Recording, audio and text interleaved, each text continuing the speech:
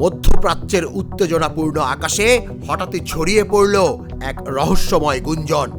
ইসরায়েলের প্রধানমন্ত্রী Benjamin Netanyahu কি সত্যি আহত বা নিহত হয়েছেন, নাকি এটি কেবল যুদ্ধের কুয়াশার মধ্যে ছড়ানো আরেকটি বিভ্রান্তিকর খবর?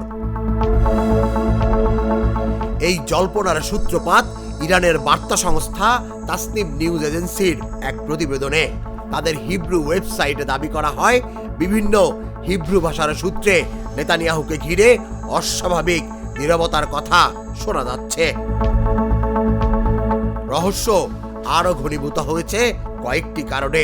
নেতানিয়াহুর ব্যক্তিগত চ্যানেলে সাধারণত প্রতিদিনই ভিডিও বার্তা প্রকাশ পেত, কখনো একাধিক ভিডিও দেখা যেত, কিন্তু হঠাৎ করেই 3 দিন ধরে সেখানে নতুন কোনো ভিডিও নেই।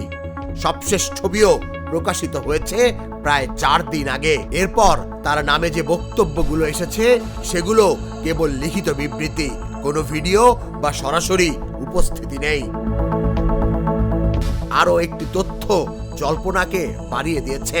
গেল 8 মার্চ নেতানিয়াহুর বাসভবনের চারপাশে নিরাপত্তা জোরদার করা হয়েছে বলে দাবি করছে কিছু সূত্র, বিশেষ করে সম্ভাব্য ড্রোন হামলার আশঙ্কায়।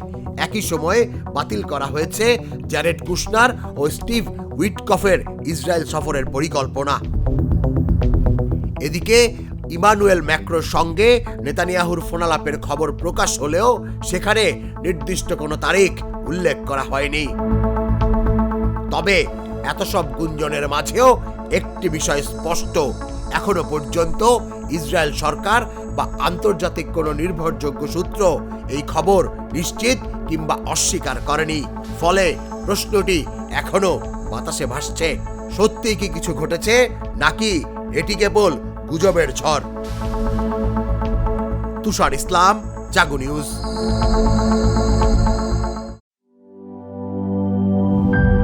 গ্লিটারের টুইন লেমন ও অ্যান্টিব্যাকটেরিয়াল ফর্মুলা বাসনকে চকচকে জীবাণুমুক্ত করে আমাদের দেয় গ্লিটার গ্যারান্টি।